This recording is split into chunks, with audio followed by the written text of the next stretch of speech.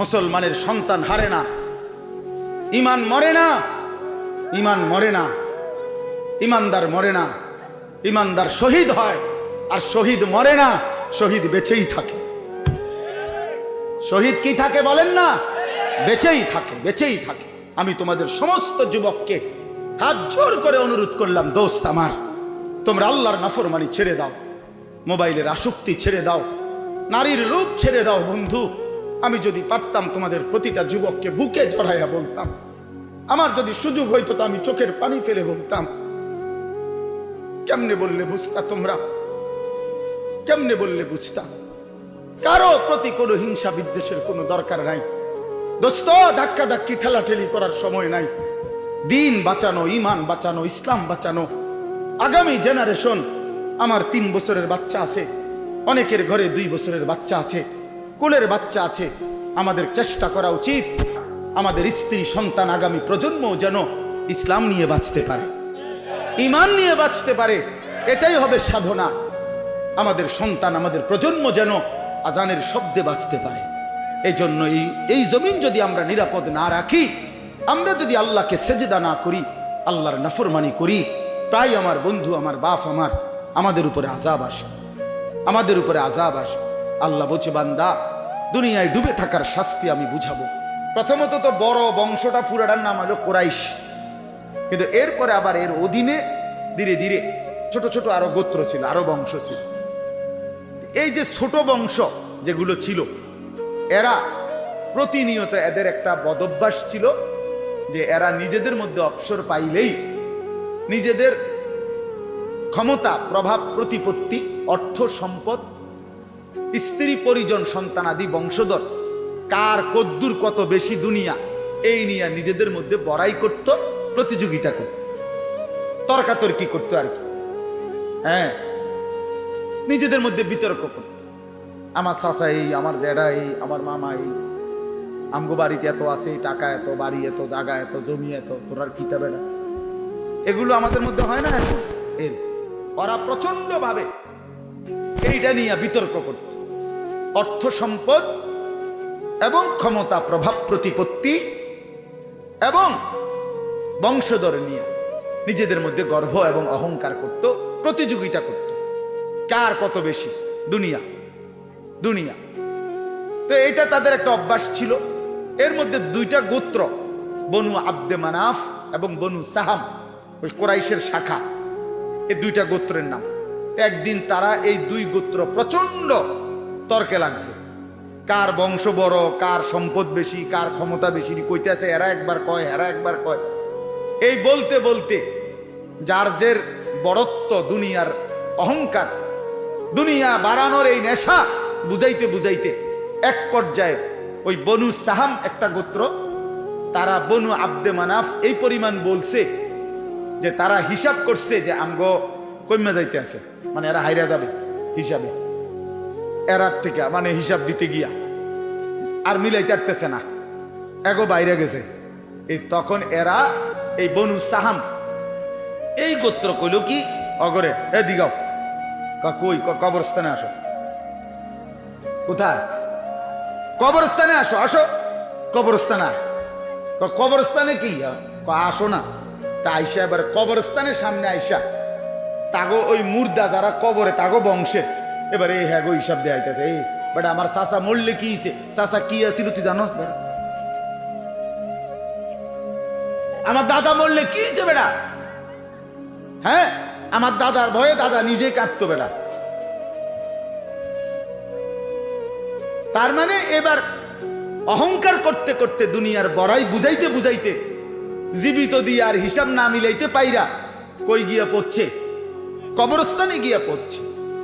এদের এই মন্দ আচরণ আল্লাহ তাআলা নারাজ হয়ে, আল্লাহ তাআলা তখন এই আচরণের কারণে কোরআনুল কারীমের এই সূরাটা নাজিল করছেন। 102 নম্বর সূরা আত-তাকাসুর নাজিল করে আল্লাহ বললেন, হায় বান্দা, কি করছো? করছোটা কি? এইনি কাজ ছিল, এইনি কথা ছিল তোমাদের। দুনিয়া বাড়ানোর নেশা, দুনিয়ার প্রতিযোগিতা, সম্পদ, বংশধর, এই গর্ব, এই বড়াই, এই হিসাব, তোমাদেরকে ডুবাইয়া দিল, আখিরাত তো ভুলাইয়া দিল। এই তখন আল্লাহ তাআলা বলেন, কি বলেন শোনেন, আলহাকুমুত তাকাসুর। আলহাকুম এই শব্দের দুইটা অর্থ, শাগালাকুম ও আনসাকুম। আল্লাহ তাআলা বলেন, হায় আলহাকুম তোমাদেরকে ব্যস্ত করে ফেললো দুনিয়া, আর আনসাকুম আল আখিরা তোমাদেরকে আখিরাত ভুলাইয়া দিল। তোমরা কবর ভুলে গেলা, হাসর ভুলে গেলা, পরকালের হিসাব ভুলে গেলা, আখিরাত ভুলে গেলা, আর দুনিয়ার মধ্যে ডুবে গেলা। কি কারণে ডুবলা, কি কারণে আখিরাত ভুললা? আত-তাকাসুর এই বাড়ানোর প্রতিযোগিতা, অর্থ সম্পদ ক্ষমতা বংশধর টাকা পয়সা মাল দৌলত এগুলো বাড়ানোর নেশা তোমাদেরকে আখিরাত ভুলাইয়া দিল আর দুনিয়ার মধ্যে ডুবাইয়া ফেললো, ব্যস্ত করে ফেললো। হাত্তা জুরতুমুল মাকাবির, আল্লাহ বলেন, হায় বান্দা এক পর্যায়ে কবরস্থানেই পৌঁছে গেল। এখানে ডাইরেক্ট কথা, শেষ পর্যন্ত কবরস্থানে চলে গেলা। অহংকার করতে করতে, বড়াই করতে করতে, দুনিয়া সাজাইতে সাজাইতে, দুনিয়া মিলাইতে মিলাইতে। এ কথার দুই অর্থ। এবার এক হলো সরাসরি ওদেরকে বলছে কাজটা তোমরা ভালো করলা না, আরেকটা হলো আমাদের সবাইকে বলছে, আমার বান্দারা তোমরা যারা এই পরিমাণ দুনিয়া নিয়ে ব্যস্ত হইলা, দুনিয়া সাজাইতে লাগলা, যে এক পর্যায়ে এই দুনিয়া সাজাইতে সাজাইতেই হাত্তা জুরতুমুল মাকাবির কবরে পৌঁছে গেলা, একদিন মরে গেলা, অথচ আখিরাতের কোনো পুঁজি নাই, কবরের কোনো সামান নাই। কামটা কি করল, কামটা কি করল, কাজটা কি করলা বান্দা, কি করল? হায় বান্দা 60 বছর বয়স, আজও আখিরাতের পুঁজি কই, 30 বছর আজও আখিরাতের পুঁজি কই। এরই মধ্যে তো একদিন কবরেই পৌঁছে যাবা, কবরেই। এই যে দেখেন কবরবাসীদের রুহের মাগফিরাত কামনায় মাহফিল, আমি এই জন্যই আয়াত করছি। পুরা কোরআনুল কারীমের মধ্যে এই একবারই কবর এই শব্দটা আছে এই সূরার মধ্যে একমাত্র। হাত্তা জুরতুমুল মাকাবির, এই কবরস্থান কবর এই কথাটা কোরআনের এই সূরাতেই আছে। আল্লাহ তাআলা বলেন, বান্দা দুনিয়ার লোভে ডুবে আখিরাতকে ভুলে তুমি বাড়ানোর নেশা, তোমার প্রতিযোগিতা, আরো চাই আরো চাই আরো চাই আরো চাই, এটা তো একদিন তোমার কবরস্থানেই পৌঁছায় দিল, কবরস্থানে পৌঁছায় দিল। আমার বাপ, আমার বন্ধু, আমার জওয়ান সাথী সবাই নিয়ে ভাবি, আমিও আপনিও ইনসাফের সাথে। দুনিয়া আমারে কি পরিমাণ ব্যস্ত করে দিল। 60 বছরের বয়স্ক মানুষ, 70 বছরের বয়স্ক মানুষ, হিসাব শুধুই দুনিয়া, হিসাব করতেছে এখনো দুনিয়া। দুনিয়া মিলছে খুশি, দুনিয়া মিলে নাই খুশি নেই।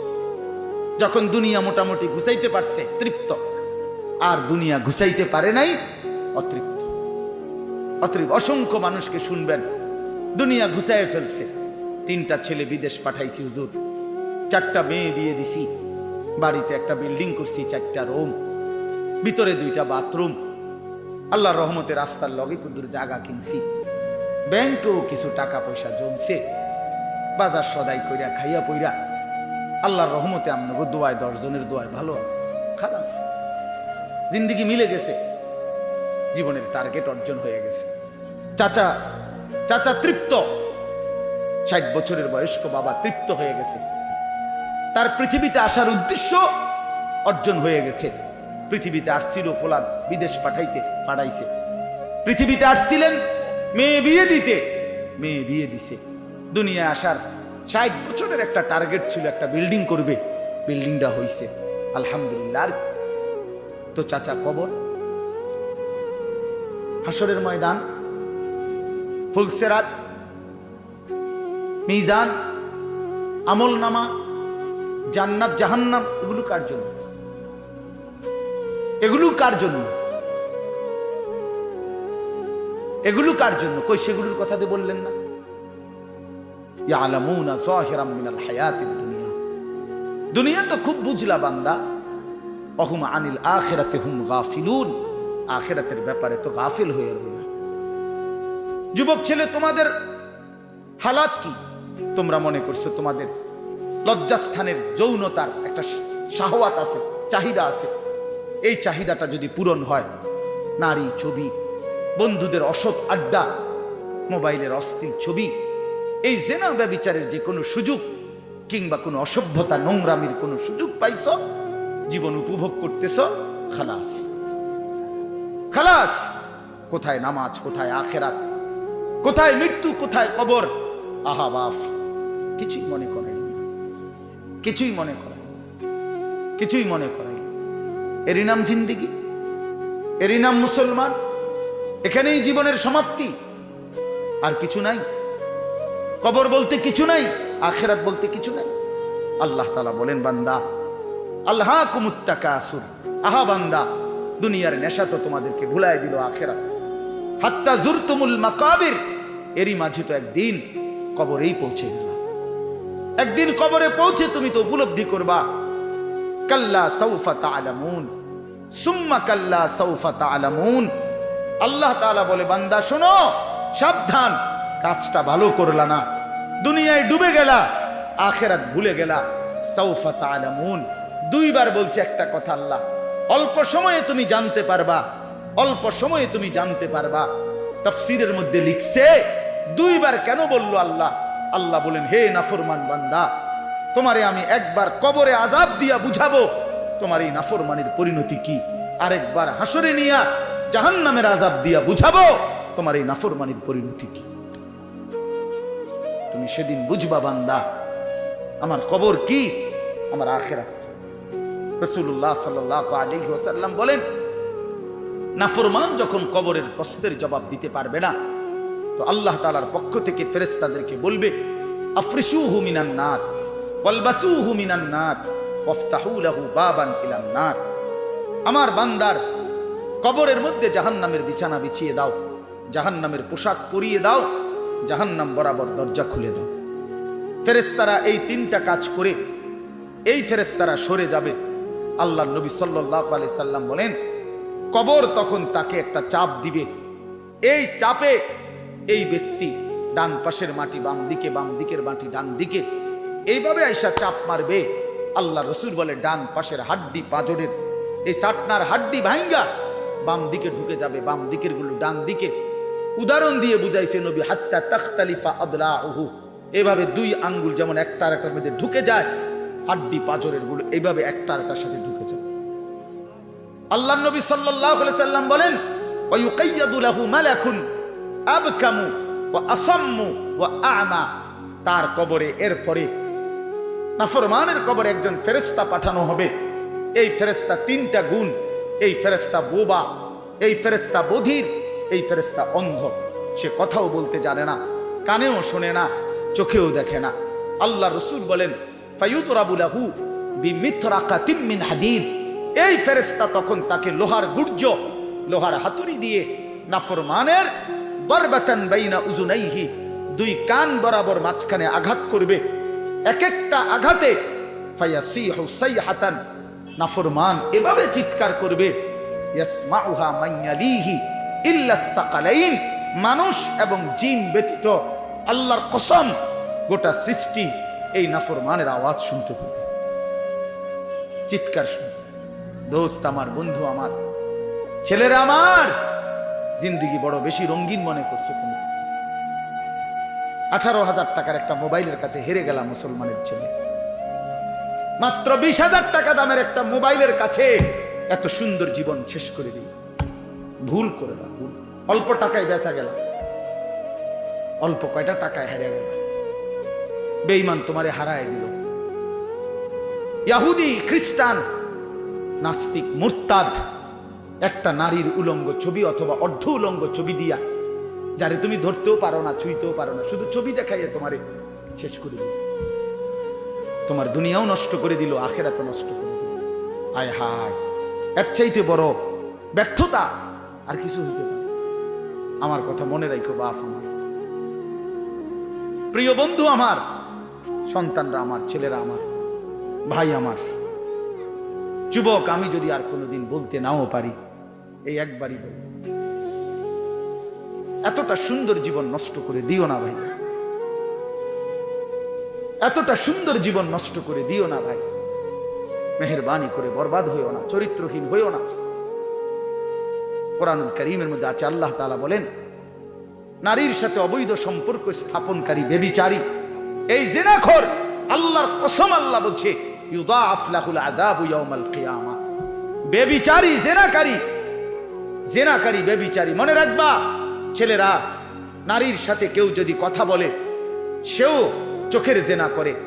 নারীকে যদি কেউ হাত দিয়ে ধরে স্পর্শ করে সে হাতের জেনা।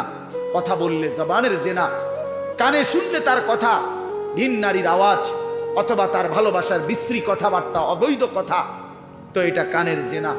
তার সাথে পায়ে হেঁটে এগিয়ে গেলে পায়ের জেনা। অন্তর দিয়ে কল্পনা করলে নারীকে নিয়ে অন্তরের জেনা। আর লজ্জাস্থান দিয়ে জেনা করলে সেটাও জেনা।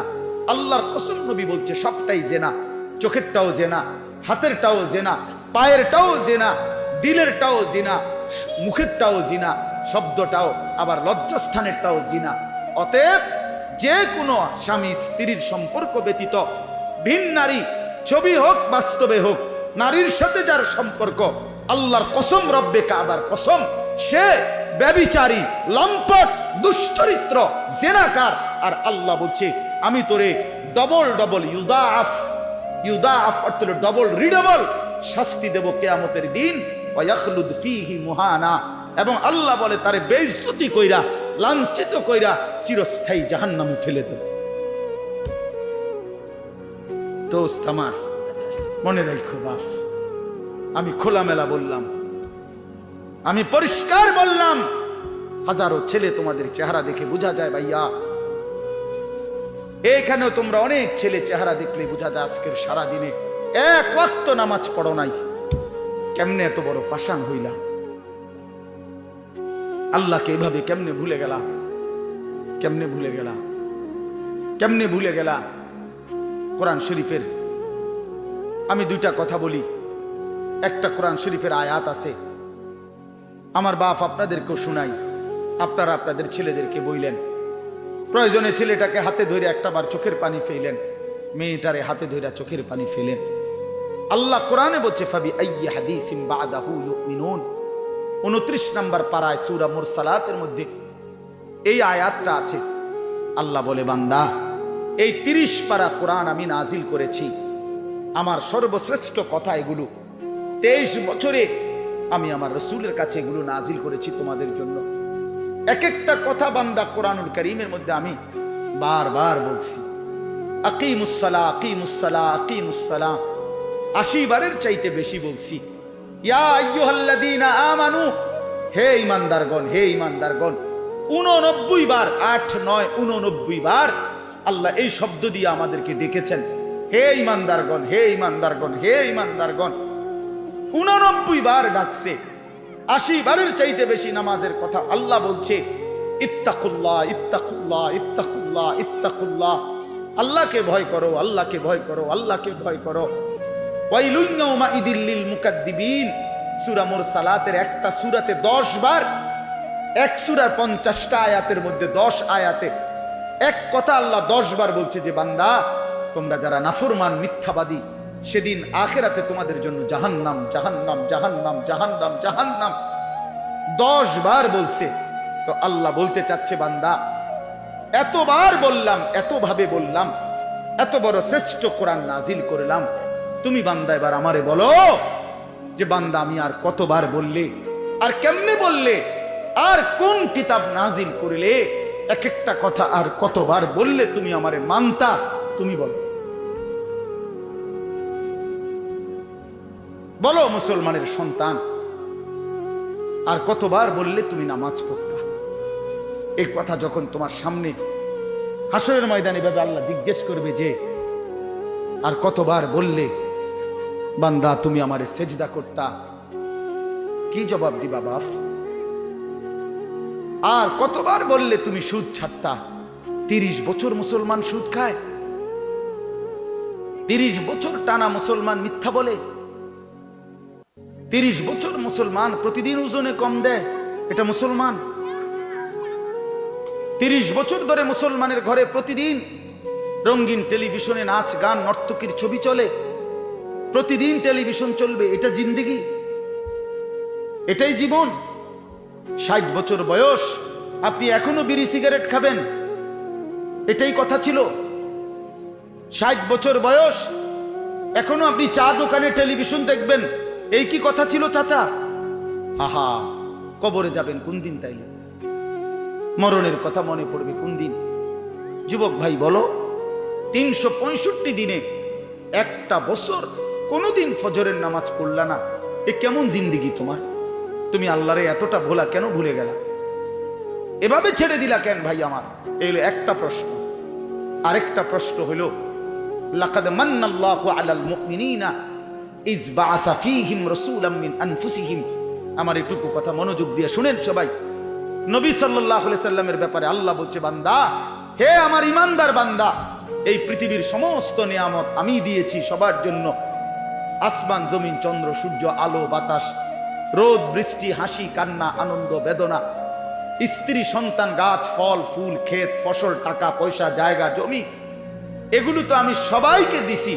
কিন্তু তোমরা ইমানদারগণ শুনো, আমি মহান আল্লাহ রাব্বুল আলামিন তোমাদের জন্য একজন আলাদা আমার সর্বশ্রেষ্ঠ রাসূল, কলিজার টুকরা, আমার সবচেয়ে প্রিয় মাহবুব, আমার বন্ধু, আমার আখিরি রাসূল নবী মুহাম্মদুর রাসূলুল্লাহ সাল্লাল্লাহু আলাইহি সাল্লাম, তাকে আমি তোমাদের জন্য দিয়েছি। এটা আমার সর্বশ্রেষ্ঠ নিয়ামত। বলেন আলহামদুলিল্লাহ, বলেন আলহামদুলিল্লাহ। তো আল্লাহ নবী সাল্লাল্লাহু আলাইহি সাল্লাম, আপনাদের কাছে এই কথাটা বলি, যুবক ভাই তোমাদের কাছেও বলি, হাসরের ময়দানে মনে রাখো ভাইয়া, নবী সাল্লাল্লাহু আলাইহি সাল্লাম উম্মতের আমলনামা দেখবে, উম্মতের আমলনামা দেখবে নবী। আর দেখা নবী সাল্লাল্লাহু আলাইহি ওয়াসাল্লাম উম্মতের এই আমলনামা হাতে নিয়ে যখন দেখবে, পৃষ্ঠার পর পৃষ্ঠা ফজরের নামাজ নাই, 30 বছর মিথ্যা বলে, 30 বছর সুদের লেনদেন, 40 বছর হারামের ব্যবসা করছে, কোনো দিন 5 ওয়াক্ত নামাজ পড়ে নাই, স্ত্রী পর্দা করে নাই, ছেলেটা নামাজ পড়ে নাই, ঘরের মধ্যে অনবরত টেলিভিশন চলছে। প্রিয় ভাই আমার, বাপ আমার, আল্লাহ নবী সাল্লাল্লাহু আলাইহি সাল্লাম সেদিন চোখের পানি ফেলবে আর বলবে, উম্মত, এটা কি আমলনামা নিয়ে আসছে? উম্মত, তুমি আমার এত বড় বেইজ্জতি কেমনে করলে? আমি 23টা বছর তোমাদের জন্য কেঁদেছিলাম। সারা রাত এশার নামাজের পরে নবী দাঁড়াইছে কানতে কানতে, ফজরের আজান পর্যন্ত নবী উম্মতের জন্য দোয়া করছে আর চোখের পানি ফেলছে। তায়েফের পাথরের আঘাতে পিঠটা ছিদ্র করে ফেলছি, ক্ষুধার কষ্টে পেটে পাথর বেঁধেছিলাম। উহুদের দান শহীদ করা রক্ত নিয়ে উহুদের ময়দানে পড়েছিলাম বেহুশ হয়ে। ঘরের চুলায় 3 মাস আগুন জ্বলে নাই। এত কষ্ট, এত চোখের পানি, এত ক্ষুধার কষ্ট, এত রক্ত, বিনিময়ে উম্মত এটা কি নিয়ে আসলো? নামাজ কই, সেজদা কই, রুকু কই, ফজর, জোহর, আসর, মাগরিব, ইশা কই, হারাম থেকে বাঁচা কই, হালাল উপার্জন কই, জিকির কই, তেলাওয়াত কই, আমার সুন্নত কই? কেমনে এমনে ভুলে গেলা উম্মত? আমার এত বড় বেইজ্জতি কেমনে করলা? আমার এত বড় অপমান কেমনে করলা? কি জবাব দিবে? বলো ভাই, আমার কথা শেষ ভাই। কি জবাব হইতে পারে তখন? আল্লাহ তাআলা বলবেন, আল্লাহ তাআলা বলবেন, বান্দা, আমি আর কেমনে বললে তুমি মানতা? নবী বলবেন, উম্মত, আমি আর কত চোখের পানি ফেললে তুমি আমার কথা মনে করতে?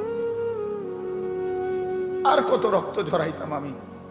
23টা বছর আমি শুধুই কাঁদছি, শুধুই কাঁদছি, সারা রাত কেঁদেছি।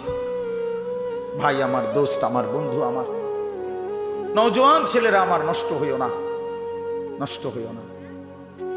প্রিয় বন্ধু, আজীবন ফিলিস্তিনি রক্ত ঝরবে আর আরাকানে রক্ত ঝরবে, আর তুমি আর আমি নিরাপদ থাকবো, এটা ছিল, এটা যারা ভাবছিলা, আজ ইসকনের গুন্ডারা, ইসকনের সন্ত্রাসীরা এটা প্রমাণ করে দেখাইছে। ইসকনের গুন্ডারা, ওই হিন্দু সন্ত্রাসীরা, এরা প্রমাণ করে দিছে তোমাদের আমাদের সবাইকে, যে মুসলমানের বাচ্চা সুযোগ পাইলে তোদের কাউকে ছাড়ব না। এই জন্য আমার মুসলমান ভাইয়ের, শহীদ সাইফুল ইসলাম আলিফ, অ্যাডভোকেট সাইফুল ইসলাম আলিফের তাজা রক্তে চট্টগ্রামের জমিনে এই ইসকনের গুন্ডারা, সন্ত্রাসীরা দিনে দুপুরে প্রকাশ্য দিবালোকে এই 92% মুসলমানের বাংলাদেশে, যে দেশে কালেমার উচ্চে ফজরের আজানে যে দেশে ভোর হয়, যে দেশের কোটি কোটি জনগণ মুসলমান, সে দেশে প্রকাশ্যে দিবালোকে ইসকনের গুন্ডারা, সন্ত্রাসীরা, এরা আমাদের মুসলমান একজন অ্যাডভোকেটকে জবাই করে ফেলছে। শুনেছ বন্ধু? এটা কি ভাবছ? জিন্দেগি শুধু মোবাইল টিপতে টিপতে শেষ হইব? তুমি কোনোদিন মুসিবতে পড়বা না? না, হ্যাঁ, এইভাবেই মনে করছো জিন্দেগি, এই রং তামাশার জীবনটাই শেষ। বাপ কিছু বলে না, মা কিছু বলে না, স্ত্রী, স্বামী, সন্তান সব আলাদা আলাদা, সবাই সবার মন মতো চলতেছো। ভাইয়া, এরই নাম জীবন? বেঈমান বুঝাই দিছে, এই জমিনে রক্ত ঝরাইয়া বুঝাইছে। অনেক মানুষ তো বলে সবসময়, আমরা হুজুররা কেন চিল্লাই, আমরা কে এত কিছু চিল্লাই? আরে বন্ধু, আমরা তো এই কথাই বুঝাইতে চাই যে কাফের বেঈমান সুযোগ পাইলে হুজুর, পাবলিক, জনগণ কাউরে ছাড়বে না। নাই তো অ্যাডভোকেট সাইফুল ইসলাম তো হুজুর না, কথা বলেন না কেন? তো অরে জবাই করলো কেন? অরে জবাই করলো কেন?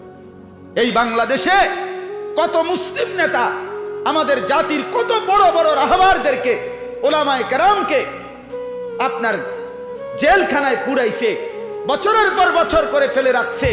কই বাংলাদেশের মুসলমান তো কোনোদিনের বিনিময়ে কারো রক্ত ঝরায় নাই।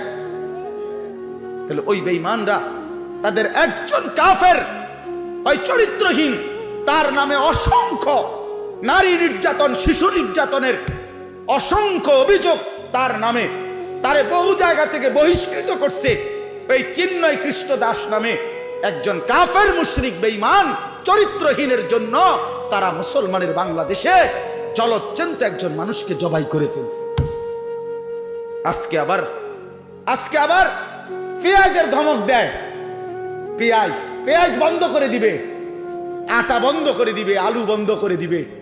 ইন্ডিয়া থেকে আমাদেরকে ধমকায়, আমরা পেঁয়াজ বন্ধ করে দিবে। আলু তার আব্বার, পেঁয়াজ কি ইন্ডিয়ার আব্বার? কথা বলো না মিয়া। তাইলে কিসের ভয় দেখায়? 110 কোটি জনগণ তাদের। আরে মুসলমান তো 110 কোটিকে ভয় পায় না, 210 কোটিকে ভয় পায় না। আমাদের সংখ্যা হিসাব না, আমাদের শুধু একজন, আগেও একজন, এখনো একজন, আগামী তো আমাদের একজন, তিনি আল্লাহ। তিনি কে বলো যুবক?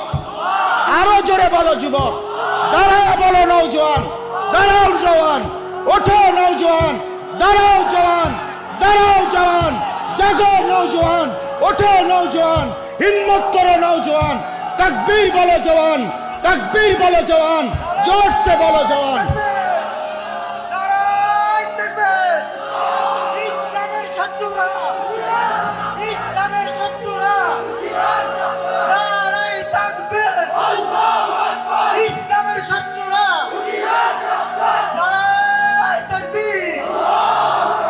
এটা মনে রাখতে হবে, এদেশ ইসকনের না, এদেশ মুসলমানের।